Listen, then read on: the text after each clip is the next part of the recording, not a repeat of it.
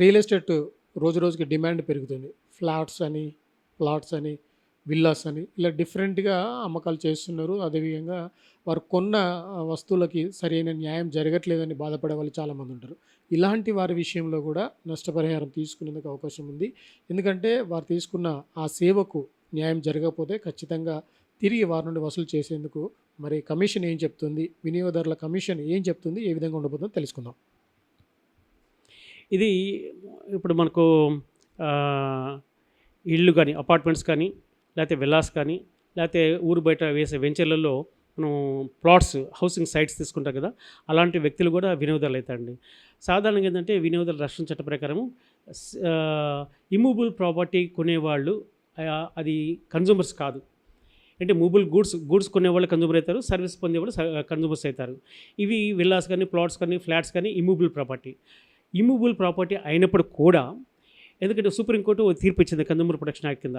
ఇది లార్జ్ స్కేల్‌లో వందలు, వేలు ప్లాట్స్ వేసి ల్యాండ్‌ని డెవలప్‌మెంట్ చేసి డెవలప్ చేసి దాంట్లో ఎన్నో ఫెసిలిటీస్ ఇస్తూ ఫ్లాట్స్ లేని వాళ్ళకి గానీ, లేకపోతే ప్లాట్స్ లేని వాళ్ళకి గానీ లార్జ్ స్కేల్‌లో డెవలప్‌మెంట్ చేసి అమ్ముతున్నారు కాబట్టి దీన్ని సర్వీస్‌గా హౌసింగ్ కన్‌స్ట్రక్షన్ యాక్టివిటీని ఒక సర్వీస్‌గా భావించాలని చెప్పేసి సుప్రీంకోర్టు తీర్పు ఇవ్వడం జరిగింది.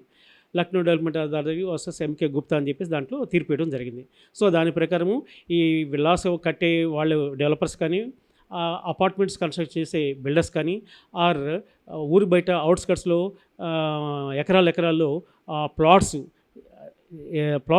వెంచర్స్ డెవలప్మెంట్ చేసి ప్లాట్స్ అమ్మే ఆ రియల్ ఎస్టేట్ పీపుల్ కూడా వాళ్ళు కూడా అందించే సేవలు అంటే వాళ్ళ ప్లాట్ అమ్మినా అవి కూడా ఆ యాక్టివిటీస్ కూడా హౌసింగ్ కన్స్ట్రక్షన్ యాక్టివిటీ వస్తుంది. ఆ యాక్టివిటీని సర్వీస్ అంటారు. ఈ సర్వీస్ పొందే కన్జ్యూమర్స్ కూడా వ్యక్తులు కూడా వీళ్ళు కూడా కన్జ్యూమర్స్ అవుతారు. మనకు ఇలాంటి హౌసింగ్ సర్వీసెస్లో ముఖ్యమైనదంటే నగరాల్లో ల్యాండ్ ధర ఎక్కువ ఉండటం వల్ల ఇండిపెండెంట్ హౌసెస్ కట్టుకోవడం చాలా కష్టమవుతుంది. ఇండిపెండెంట్ హౌస్ అందరూ కొనలేరు.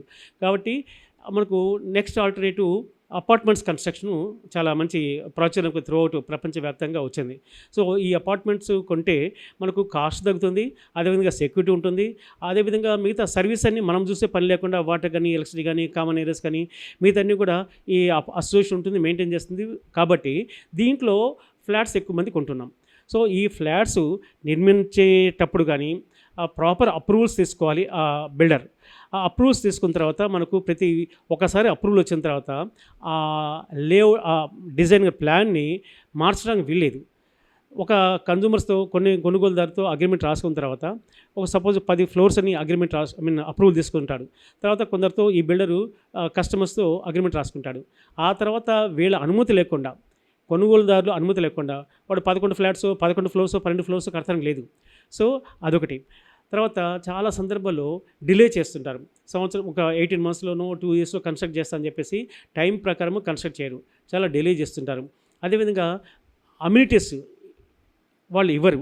అంటే ఎక్స్టర్నల్ అమ్యూనిటీస్ ఉంటాయి, ఇంటర్నల్ అమ్యూనిటీస్ ఉంటాయి. ఇంటర్నల్ స్పెసిఫికేషన్స్ ఇంటర్నల్ అంటే ఫ్లోరింగ్ ఎట్లా వేయాలి, టైల్స్ ఎలా వేయాలి, కలర్స్ ఏ విధంగా వేయాలి, డోర్స్ విండోస్ ఎట్లా ఉండాలి, కండిషన్ ఎట్లా పెట్టాలి, ఇలా రకరకాల ఇంటర్నల్ కన్స్ట్రక్షన్లో కొన్ని ప్రాబ్లమ్స్ స్పెసిఫికేషన్స్ ఉంటాయి.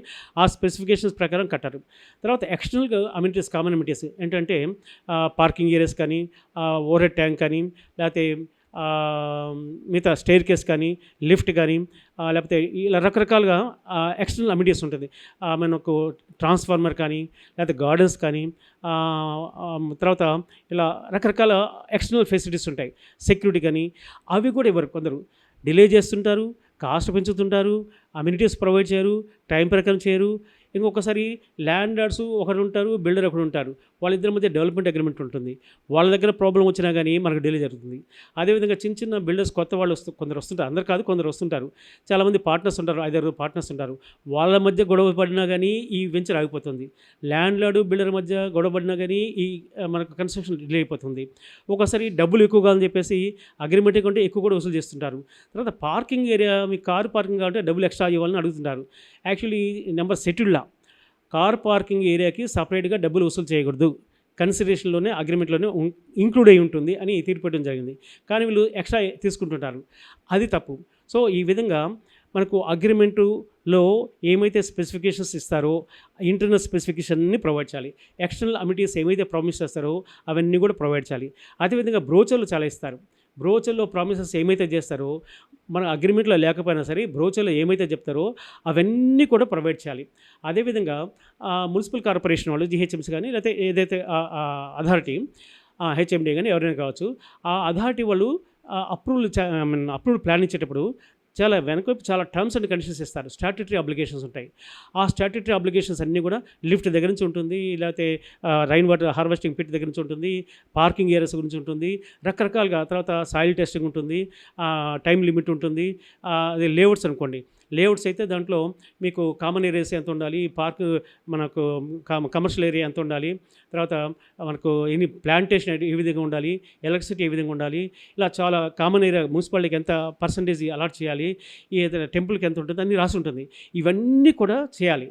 సో ఈ ఫైనల్ అప్రూవల్ ఇవి చెప్పిన అప్రూవల్ ప్రకారము కన్స్ట్రక్ట్ చేయాలి. స్పెసిఫికేషన్స్ అగ్రిమెంట్లో ఏమి ఇస్తారో అది కంపైల్ చేయాలి. బ్రోచర్లో ఏమైతే ఇస్తారో అవి కూడా ప్రొవైడ్ చేయాలి. అవి ఏది డివేట్ చేసినా, డిలే చేసినా, రిజిస్ట్రేషన్ చేయకపోయినా, డబుల్ రిజిస్ట్రేషన్ ఉన్నా, లేకపోతే ఎక్కువ రేట్ చేసినా మనకు నష్టం జరిగితే ఆ నష్టానికి నష్టపరిహారం పొందే హక్కు మనకు ఉంటుంది. చాలా సందర్భంలో బిల్డింగ్ కంప్లీట్ చేయరు. బిల్డింగ్ కంప్లీట్ చేసి హ్యాండ్ ఓవర్ చేయండి అడిగే హక్కు మనకు కన్జ్యూమర్కి ఉంటుంది.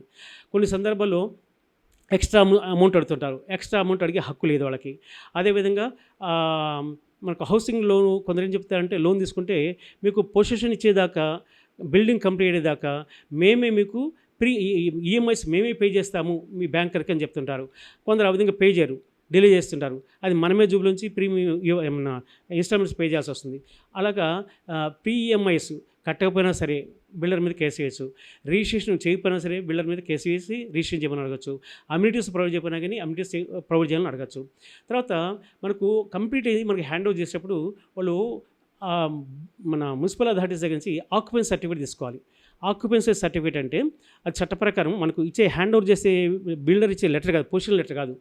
ఆక్యుపెన్సీ సర్టిఫికేట్ అంటే బిల్డింగ్ అంతా కంప్లీట్ అయిన తర్వాత ఈ బిల్డరు మున్సిపల్ అథారిటీస్ దగ్గరికి వెళ్ళేసి మీ అప్రూవ్డ్ ప్లాన్ ప్రకారం బిల్డింగ్ కన్స్ట్రక్ట్ చేసాము, ఒక ఇంజనీర్ సర్టిఫికేట్ ఇస్తున్నాము అని వాళ్ళకి ఇస్తే వాళ్ళు వచ్చేసి మళ్ళీ వెరిఫై చేస్తారు, ఫిజికల్గా ఇన్స్పెక్ట్ చేస్తారు. ఫిజికల్గా ఇన్స్పెక్ట్ చేసిన తర్వాత అన్ని అప్రూవ్డ్ ప్లాన్ ప్రకారం కంప్లీట్ చేస్తే అప్పుడే ఆక్యుపెన్సీ సర్టిఫికేట్ ఇస్తారు.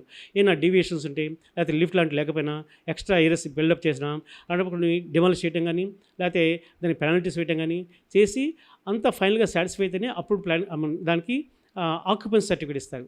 ఆక్యుపెన్సీ సర్టిఫికేట్ యొక్క ఉపయోగం ఏంటంటే, ఇది బిల్డింగ్ మొత్తం పర్ఫెక్ట్గా అప్రూవ్డ్ ప్లాన్ ప్రకారం కన్స్ట్రక్ట్ చేశారు, ఏం ప్రాబ్లం లేదని ఒక సర్టిఫికేట్ ఇవ్వడం. రెండు, ఆక్యుపెన్సీ సర్టిఫికేట్ వచ్చేదాకా వాటర్ వర్క్స్ వాళ్ళు వాటర్ ఇచ్చినా, ఆర్ ఎలక్ట్రిసిటీ డిపార్ట్మెంట్ కరెంట్ ఇచ్చినా అవన్నీ టెంటేటివ్సే, కాబట్టి ఎప్పుడైనా వాళ్ళు ఇతర చేసుకోవచ్చు. సో ఆక్యుపెన్సీ సర్టిఫికేట్ ఇస్తేనే అది రెగ్యులైజ్ అయిపోతుంది. సో అది మనకు సేఫ్టీ ఉంటుంది.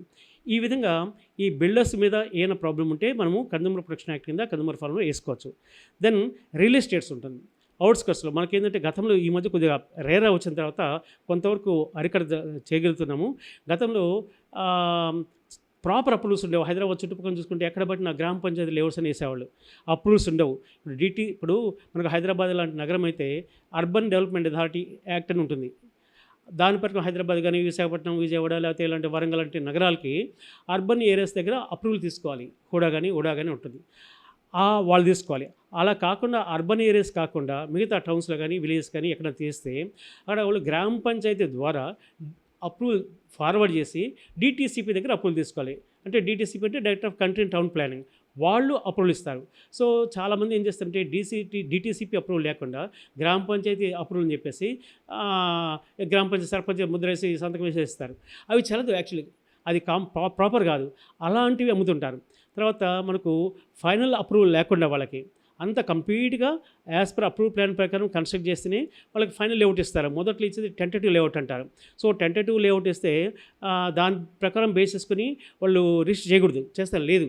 ఎందుకంటే అన్నీ కంప్లీట్ చేయాలి. వాటర్ కోర్స్ ఉండాలి, ఎలక్ట్రిసిటీ చేయాలి, ఆ రోడ్స్ వేయాలి, తర్వాత కల్వర్ట్స్ కట్టాలి, ప్లాంటేషన్ వేయాలి, స్పేసెస్ కొన్ని కామన్ ఏరియాస్ కొన్ని ఏరియాస్ లోకల్ గ్రామ పంచాయతీ వాళ్ళకి మార్టిగేజ్ చేయాల్సి వస్తుంది. ఇవన్నీ అయిన తర్వాత డెవలప్మెంట్ అయిన తర్వాత అప్పుడు ఫైనల్ లేఅవుట్ ఇస్తారు. ఫైనల్ లేఅవుట్ వచ్చిన తర్వాతనే అప్పుడే they can sell, before that they cannot cell. అలాగే కొందరు ప్రీ లాంచ్ స్కీమ్ అని చెప్పేసి ఇస్తుంటారు. ప్రీ లాంచ్ అంటే నార్మల్గా అపార్ట్మెంట్స్ కట్టేటప్పుడు అప్రూవల్ లేకుండానే ఏదో ఫౌండేషన్ వేస్తున్నాము అని చెప్పేసి దానికంటే ముందే మార్కెట్లో స్క్వేర్ ఫీట్ వచ్చేసి 6,000 7,000 ఉంటే వీళ్ళు 1,000 2,000 రూపాయలు తగ్గిస్తారు. ముందు మొత్తం మాకు ఇచ్చారంటే మేము తక్కువ రేట్ ఇస్తామని చెప్పేసి చెప్తే కొందరు ఆశపడి తక్కువ రేట్లో వస్తుంది ఉద్దేశంతో మొత్తం డబ్బులు కట్టేస్తారు. ఈ తర్వాత ఇలాంటి వాళ్ళ దగ్గర అందరూ 100 మంది 50 మంది దగ్గర ఇన్ని ఫ్లాట్స్ ఉంటే అంతమంది కస్టమర్స్ దగ్గర మొదట్లోనే మొత్తం డబ్బులు తీసేసుకొని అది బిల్డింగ్ కట్టకుండా వేరే వెంచర్స్లో డైవర్ట్ చేసేసి ఈ మోసం చేసి పారిపోయే వాళ్ళు చాలామంది ఉంటారు. ఇలాంటి ప్రీ లాంచ్ స్కీమ్లో కూడా మనము పోవద్దు, అలాంటి వాళ్ళు పే చేయొద్దు. ప్రాపర్గా అప్రూవల్ వచ్చిన దాంట్లో కన్జ్యూమర్స్ అగ్రిమెంట్ ఎంట్రీ ప్రొసీడ్ కండి. అలాంటి వాటిలో ప్రీ ఈఎంఐస్ ప్రీ లాంచ్లో ఏమన్నా ఇలాంటి ఆఫర్ చేస్తే పొరపాటున మీరేం డబ్బులు పే చేస్తే అవి రిఫండ్ కోసం మీరు కన్జ్యూమర్ ఫండ్లో కేసేసుకుంటే వస్తుంది. అలాగే ఈ రిజిస్ట్రేషన్ అయిన తర్వాత కూడా అన్ని అమ్యూనిటీస్ ప్రొవైడ్ చేయకపోతే అలాంటి బిల్డర్స్ మీద కన్జ్యూమర్ కమిషన్లో కేసేసుకోవచ్చు. అదేవిధంగా రేరా వచ్చిన తర్వాత ఇంకా కొంచెం స్ట్రిక్ట్ అయిపోయింది. సో ప్రాపర్ లేఅవుట్ లేకుండా వెంచర్ అప్రూవల్ లేకుండా వాళ్ళు ఇలాంటివి చేస్తానికి అవకాశం లేదు. సో రేరా కూడా నా వీడియోస్ ఫోర్స్లోకి వచ్చింది కాబట్టి రేరా అప్రూవల్ ఉందా లేదా కూడా తెలుసుకొని అప్పుడే కన్జ్యూమర్స్ ప్రొసీడ్ అయితే ఇలాంటి ఫ్లాట్ పర్చేస్ కానీ విల్లా పర్చేస్ కానీ ఆర్ ప్లాట్స్ అలాంటి పర్చేజ్ చేసే వినియోగదారులు నష్టపోకుండా ఉంటారు. ఒకవేళ నష్టం జరిగితే కన్జ్యూమర్ ఫర్మ్లో కన్జ్యూమర్ కమిషన్స్లో కంప్లైంట్ వేస్తే తగిన నష్టపరిహారం అప్రోప్రియేట్ ఆర్డర్స్ పొందడానికి అవకాశం ఉంటుందండి.